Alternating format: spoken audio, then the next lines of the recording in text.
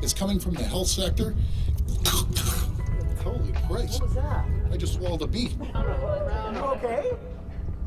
I'm good. He's down here buzzing around right now. Welcome back to my YouTube channel. This is Dylan EDU, and if you have been following provincial politics lately, you probably have seen something about Doug Ford's great big Greenbelt Scandal. Now, as someone from Saskatchewan, I've been trying to avoid reading too much about it since it doesn't really affect me much. However, the relentless headlines on my X feed drew me in, and now we are here to discuss it. Is this scandal as big of a deal as the media is making it out to be? Will Doug Ford resign? Let's talk about it in this video. First things first, what exactly is the Greenbelt? Established in 2005, the Ontario Greenbelt spans approximately 2 million acres, playing a crucial role in preserving agricultural land, natural ecosystems, wetlands, and forests.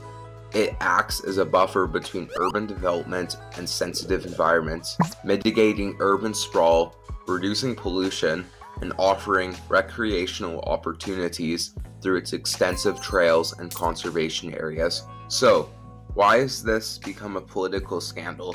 There are several reasons. The Ontario government decided to release some Greenbelt land to developers for housing and development projects, citing the need to address Canada's housing crisis, with the idea that to combat the housing crisis, building more homes is a good idea.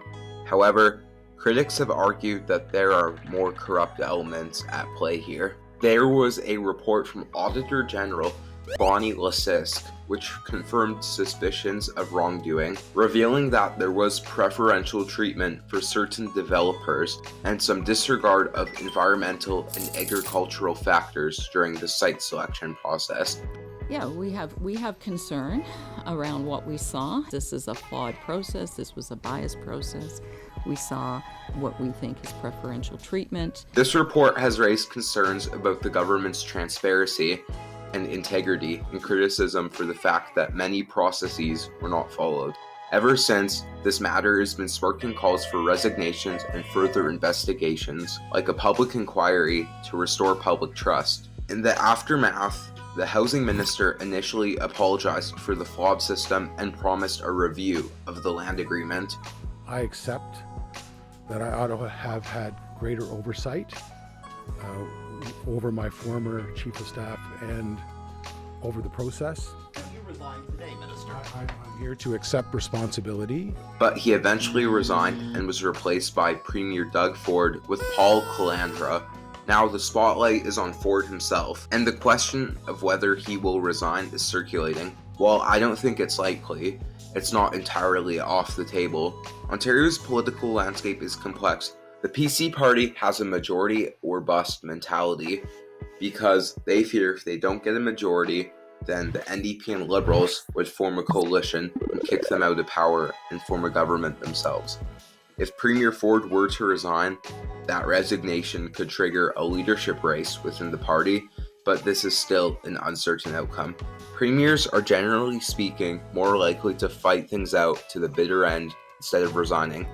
Don't believe me? Look at Ford's predecessor, Kathleen Wynne, who went from having a government to 8 seats, not even a recognized party, in one election. By the looks of things, Doug Ford is trying to navigate this as carefully as possible. He has said that he will implement 14 out of the 15 Auditor General's recommendations, and has said himself that the process was flawed. But he said that calling the controversy corruption was a stretch, and that his intention was to build homes, not engage in corruption.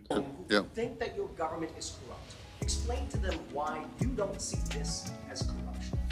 Well, I'm trying to build homes. That's my intention. It's not none of that. I'm trying to help. Part of the plan of building homes? Well, you know something that's pretty nasty. You saying that. But he will undoubtedly face political consequences for this, with the potential for a mounting investigation, and most Ontarians thinking that shady stuff did happen.